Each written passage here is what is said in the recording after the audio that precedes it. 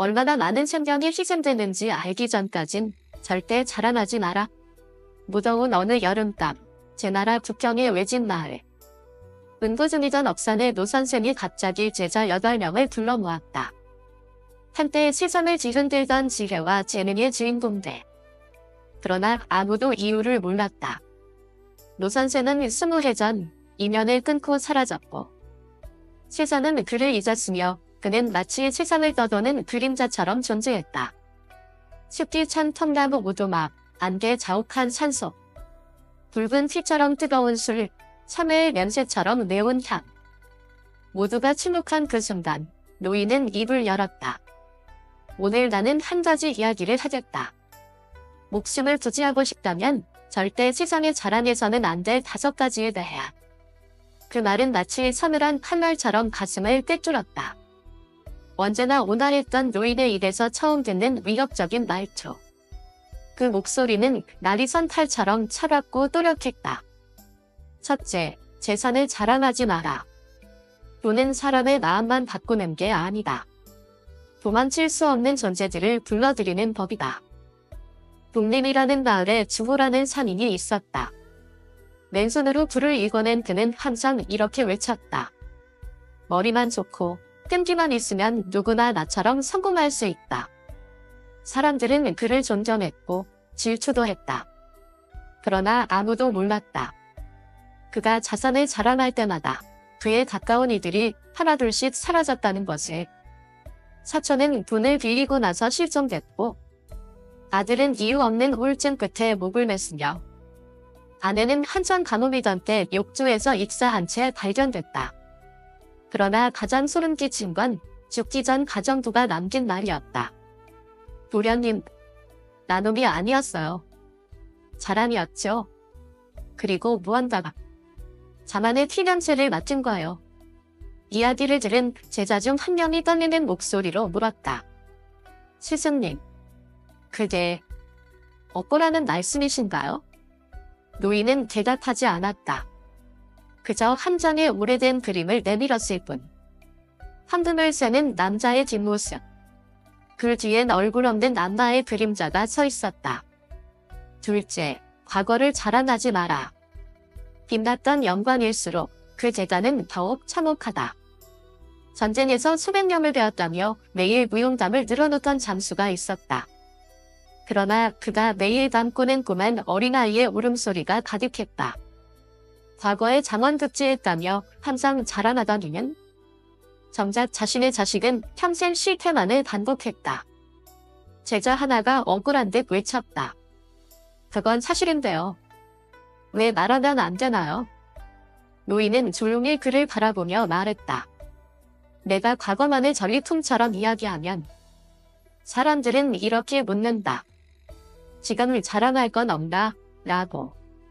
이후 실제 이야기, 넷째 이야기.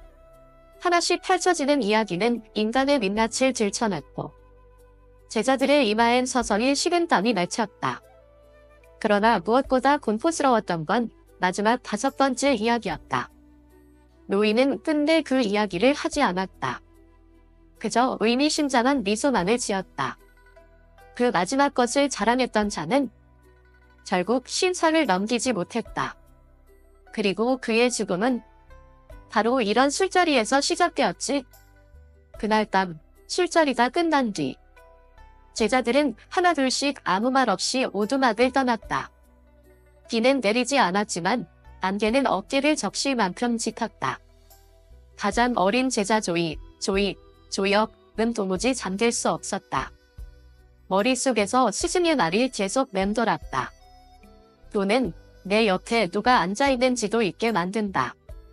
그리고 어둠 속에서 누가 널 기다리고 있는지도. 그 순간 조이의 머릿속에 떠오른 사람은 그의 아버지였다. 한때 황금 땅을 샀다며 떠벌리다가 친구에게 전 재산을 속아 넘긴 후 망해버린 상인이었다. 스승의 이야기와 너무나 닮아 있었다. 소름 끼칠 정도로 똑같았다. 그러던 그때 자정이 넘은 자시에 두꺼운 안개 속으로 울려 퍼진 노크 소리. 또 아무 말도 들리지 않았다. 그저 규칙적인 지치지 않는 소리. 조익은 떨리는 손으로 문을 살짝 열었다. 밖엔 아무도 없었다. 다만 녹슨 반광 하나로 문짝에 꽂힌 종이 한 장이 있었다. 자라난 자는 잃는다.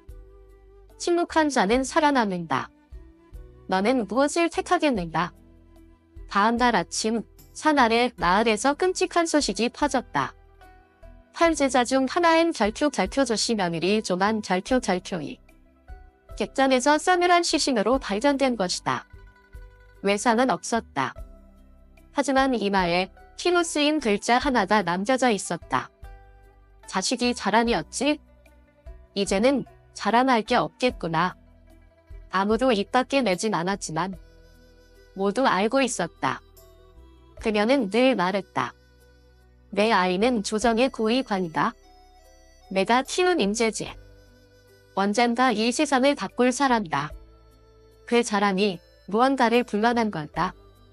노부자는 장례식에 참석하지 않았다. 다만 조익의 문 앞에 글 한 장만 남겼다. 자라는 2개의 문을 연다. 하나는 비디고 다른 하나는 이름조차 없는 것. 그제야 조익은 진심으로 깨달았다. 자란이란 남을 다치게 하기 때문만이 아니라 보이지 않는 것들을 깨워버리기 때문이라는 것. 그리고 그들은 결코 자만을 용서하지 않는다. 영광스러웠다고? 그런데 왜 지금 그 얘기를 굳이 꺼내는 거지? 조만이 죽은 지 사흘째야. 산을 내려가자는 말은 누구에 의해서도 나오지 않았다. 8은 이제 7이 되었고 그들은 점점 자신의 말조차 두려워하기 시작했다. 누가 금지한 것도 아니었다. 다만 무언가가 듣고 있다는 느낌이 자꾸만 들었기 때문이다. 해질 무렵 노 선생은 또다시 제자들을 불렀다. 술숲 사이로 스며든 바람은 지붕을 삐걱이게 만들며 마치 오래된 집이 한숨 쉬듯 소리를 냈다. 노인은 말없이 작은 나무 상자 하나를 꺼냈다. 그 안에는 붉은 밀랍으로 봉해진 7장의 종이가 들어있었다. 각자에게 한 장씩 나눠주며 이렇게 말했다. 밤이 되면 열어라. 혼자 있을 때만 읽어라. 그날 밤 가장 나이가 많고 예전 조정에서 고위직을 지냈던 결표이 자신의 종이를 펼쳤다. 그 안엔 단 한 줄. 그대는 한때 대임이라 불렸지. 그런데 지금 그대는 무엇인가? 얌작의 손이 떨렸다. 그건 몇 년 전 남네 아들이 집을 뛰쳐나가기 전 그에게 던졌던 바로 그 말이었다. 스승이 어떻게 알았을까? 혹시 누군가가 말을 한 걸까? 아니면 이건 사람이 알 수 있는 일이 아닌가? 다음 날 아침 얌작은 사라졌다. 그가 머물던 오두막 앞엔 가지런히 정돈된 관복 한 벌이 걸려 있었고 그 아래엔 깨진 거울 조각 하나가 놓여 있었다. 그리고 그 뒷면은 이렇게 새겨져 있었다. 과거로 사는 자는 결국 그 반사 속에서 죽는다. 가장 젊고 의심이 많았던 제자 조익은 몰래 자기 밤을 다시 찾아다 흙벽기에 숨겨져 있던 낡은 일기를 발견했다. 그 일기엔 충격적인 고백이 적혀 있었다. 나는 남의 공을 가로챘다. 글의 대수는 내 것이 아니었다. 하지만 나는 침묵했다. 사람들이 나를 공신이라 부르는 게 듣고 싶었기 때문이다. 얌작의 죽음은 비려온 영광에 대한 대가였던 걸까? 혹은 영광이 클수록 그 그림자 또한 깊고 길어진다는 뜻일까? 그날 저녁 노인은 드물게 조용히 입을 열었다. 과거를 자꾸 말하고 싶은 자는 숨기고 싶은 게 많은 자다. 하지만 숨긴다는 건 언젠가는 그것이 피를 타고 흘러나온다는 뜻이다. 자식이 자랑이었던 이들이 있다. 하지만 정작 그 자식이 그들의 꿈을 끝내는 자가 되리라는 건 모른다. 양작이 사라진 지 나흘. 남은 7명 사이엔 조용한 균열이 생기기 시작했다. 이제 이건 단순한 차락이 아니었다. 말 한마디, 자란 한마디다. 보이지 않는 칼날처럼 머리 위에 매달려 있는 듯했다. 노 선생은 아무 말도 하지 않았다. 그저 조용히 앞마당에 거들가지 하나를 꽂았다. 누구나 알았다. 그건 떠났지만 아직 금나디 이르지 못한 자를 위한 상징이었다. 거들 연약하고 늘 휘어지지만 결코 쉽게 부러지지 않는 나무. 그 상징은 혹시 살아있는 자들에게 남긴 경고였을까? 그중 유일한 여제자 이원, 리완. 그녀는 언제나 자신의 아들을 자랑했다. 우리 애는 이제 겨우 30인데 벌써 실현이 됐어요. 다 자기 힘으로 올라간 거죠. 누구 덕도, 배경도 없이. 처음엔 다들 웃고 넘겼다. 그러나 반복될수록 침묵이 길어졌다. 그리고 오늘 드디어 누군가 침묵을 깼다. 조익점고 관찰력이 뛰어난 그가 조용히 물었다. 배경이 없었다면 왜 최천임 명단에 스승님의 이름이 있었을까요? 그 말이 떨어지는 순간 고요한 연못에 돌멩이 하나가 떨어진다. 모든 시선이 이원에게 향했다. 그녀의 얼굴이 하얗게 질렸다. 그건 의심 때문이 아니었다. 누군가가 알고 있었다는 사실이야. 그게 그녀를 두렵게 만든 것이다. 그날 밤 이원은 갑자기 쓰러졌고 의식을 잃은 채로 아들의 이름만을 부르며 중얼거렸다. 그리고 다음날 아침 그녀의 단엔 단 한 장의 짧은 편지만이 남겨져 있었다. 엄마, 나는 돌아갈 수 없어요. 엄마가 다른 이름을 빌려 나를 권력의 문으로 밀어 넣었잖아요. 이제 그 이름으로 내가 갚아야 해요. 며칠 뒤 조정의 충격적인 소식이 터졌다. 일시 실함, 뇌물수수 및 허위 이력 접속, 관계 남용 혐의로 체포. 놀랍게도 수사 결과 최천희는 노 선생의 이름으로 된 이원의 문서였다. 그녀는 기억이 없다고 했지만 문서는 거짓말을 하지 않았다. 며칠 후 산속 한 구석에서 이원이 거들나무 아래 목을 맨 채 발견됐다. 그녀의 발치엔 돌 위에 손으로 다니며 쓴 듯한 시구 하나가 남겨져 있었다. 나는 너를 자랑이라 믿었다. 너는 나를 잘못된 믿음이라 여겼다. 우리는 함께 버들가지처럼 부러졌다. 노 선생은 아무 말 없이 저 멀리 산 너머를 바라볼 뿐이었다. 그리고 조용히 말했다. 자식을 자랑하는 건 자연스러운 일이지. 하지만 그 자랑이 부모의 실패한 꿈까지 아이에게 짊어지게 만드는 순간 그건 사랑이 아니다. 그건 속박이고 때로는 비극의 시작이 되지. 내가 무엇을 가장 자랑하느냐에 따라 그 자랑이 내 삶에서 무엇을 앗아가는지 보이지 않게 된다. 남은 제자들 중 절투 위조, 이후 절투는 유일하게 분위기를 밝게 유지하던 인물이었다. 그는 한때 전장에서 이름을 떨쳤던 무장. 술과 함성, 7일이 매일 익숙한 삶이었다. 모임이 있을 때마다 그는 늘 먼저 술을 다루고 모두의 어깨를 두드리며 외쳤다. 겁에 지지 마라. 술 한 잔이면 귀신도 십자나간다. 그러나 그날 늘 침착하던 절표 조익, 절표이 조용히 반문했다. 스승님은 말씀하셨죠. 바깥에서 오는 귀신보다 술잔 안에 사는 귀신이 더 무섭다고. 미조는 호탕하게 웃었다. 하지만 그날 밤 그는 혼자 새벽까지 술을 마셨다. 바람이 흔들어댄 등잔불 아래 벽에 비친 그의 그림자는 마치 서로 싸우는 두 사람 같았다. 다음 날 아침 그는 사라졌다. 다만 그가 엎드린 채 붙잡고 있던 술잔과 손톱으로 깊게 긁은 듯한 탁자 위의 문잔이 남아있었다. 내가 정말 기억 못한다면 저 키는 누구의 것이지? 모두 말없이 서 있었다. 그리고 바닥. 커튼 뒤 어둠 속 가장 구석진 곳에 말라붙은 피자국이 있었다. 하지만 그곳엔 시체도 실종자도 없었다. 누가 침입한 흔적도 없었다. 조이든 조용히 과거의 기록을 찢었다. 그는 10여 년 전 한 연회장에서 있었던 실종 사건을 찾아냈다.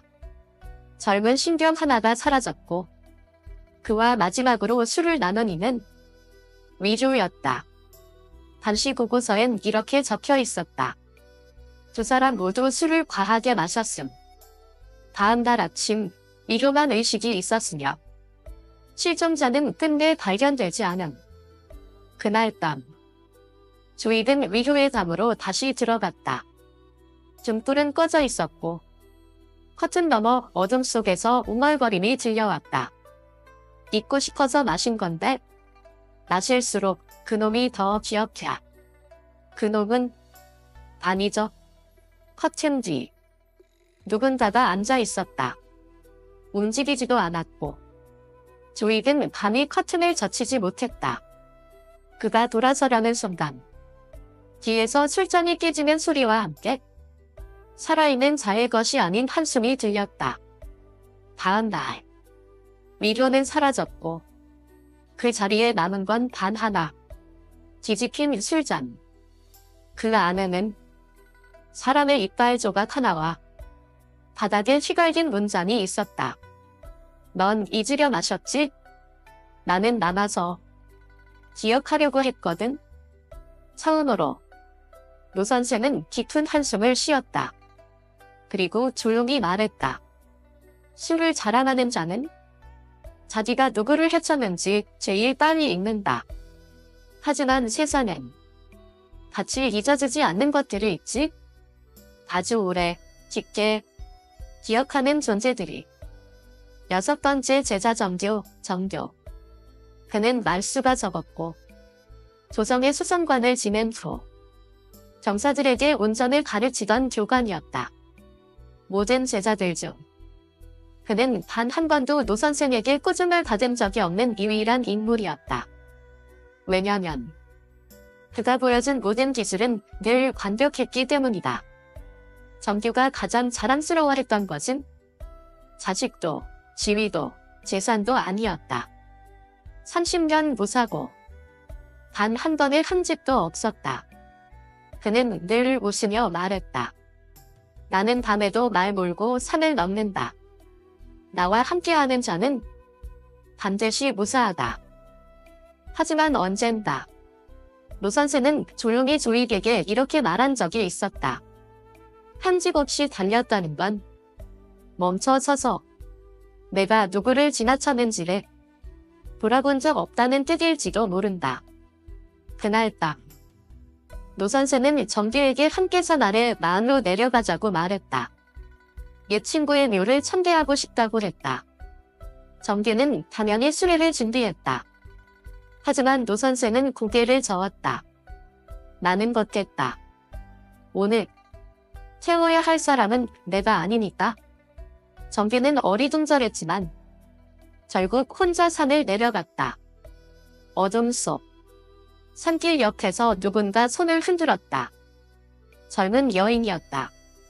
안뒤에 가려 얼굴이 잘 보이지 않았다. 그는 멈춰 서서 말했다. 어디까지 가십니까? 여인은 짧게 답했다. 도착하지 못했던 그곳까지. 수레는 점점 어두운 길을 달렸다. 그리고 어느 한 굽이진 커브길에 이르렀을 때 정규는 갑자기 소름이 돋았다. 그곳은 그가 유일하게 교통사고를 목격하고 지나쳤던 장소와 너무도 닮아 있었다. 그날도 비가 왔고 길가엔 한 젊은 여인이 길을 잃은 듯 서 있었다. 그러나 그는 화물 시간이 늦을까 두려워 속도를 늦추지 않고 그대로 지나쳤다. 며칠 후 그 여인은 계곡 아래에서 시신으로 발견됐다. 정규는 자신을 위로했다. 나는 죽이지 않았다. 단지 멈추지 못했을 뿐이다. 그날 밤 수레는 낡은 돌다리 앞에서 멈췄다. 여인은 말했다. 도착했어요. 그녀는 조용히 문을 열고 내렸다. 그 순간 정규는 백미러를 슬쩍 보았다. 그러나 아무도 없었다. 집으로 돌아온 정규는 밤새 떨며 잠 못 이루었다. 다음 날 아침 그는 운전석에 쓰러진 채로 발견되었다. 얼굴은 창백했고 맥박은 약했다. 옆엔 구겨진 종이 한 장이 떨어져 있었고 낡은 일기장 사이에 끼워져 있었다. 그건 30년 전 그 사고에 대한 신문기사였고 그 뒷면엔 누군가 떨리는 손으로 쓴 듯한 문장이 적혀 있었다. 나는 그녀를 태우지 않았다. 그런데도 그녀는 결국 가야 할 곳에 도착했다. 하지만 나는 아직 도착하지 못했다. 나 자신의 마음에. 그날 노 선생은 처음으로 긴 시간 눈을 감고 침묵했다. 그리고 조용히 입을 열었다. 운전의 자부심을 느끼는 건 좋다. 하지만 그 자부심은 때론 속도라는 망토를 입고 뒤에 무엇을 두고 왔는지 못 보게 만든다. 결국 누구야말로 진정 자랑스러울 만한 사람인가? 모두를 이긴 자인가? 아니면 자신이 아직 틀릴 수 있다고 고백한 자인가? 이제 남은 건 단 한 사람 조이. 7명. 누군가는 사라졌고 누군가는 죽었으며 누군가는 정신을 놓았다. 가장 어리고 가장 말이 없던 그만이 살아있었다. 그는 텅 빈 통나무집 한가운데에 서 있었다. 밖은 서서히 새벽이 다가오고 있었지만 노 선생은 정규가 쓰러진 이후 단 한 번도 모습을 드러내지 않았다. 그러다 시침이 세 번 울리는 축시, 새벽 1시, 3시. 뒷문이 스르르 열렸다. 곰팡이와 먼지, 고서처럼 낡은 시간의 냄새, 그리고 오래된 향 냄새가 함께 밀려들었다. 그곳에 노 선생이 서 있었다. 하지만 조이의 기억 속에 있던 담직하고 또렷한 모습은 아니었다. 등은 더 굽었고 눈동자엔 쇠기를 건너온 듯한 피로가 담겨 있었다. 그는 낮은 목소리로 물었다. 넌 자라나는 게 없구나? 조이는 고개를 끄덕였다. 네, 아직 자라날 게 없습니다. 노인은 미소 지었다. 그래서 내가 살아있는 거다. 그러고는 낡은 나무 벽을 밀어 그 뒤에 숨겨진 작은 재단을 드러냈다. 그 위엔 8개의 초상화가 놓여 있었다. 7자는 힘찬이 적혀 있었고 단 하나만 조이의 얼굴이 보였다. 내가 왜 너희를 다시 불렀는지 알고 있느냐? 조이기 답했다. 교만하진 않나는 그 가르침을 주시려는 줄 알았습니다. 노인은 고개를 저었다. 아니다. 나는 너희에게 가르치려 한 것이 아니라 그 가르침이 필요 없는 자가 누구인지 보고 싶었을 뿐이다. 그리고 7 초상화를 가리켰다.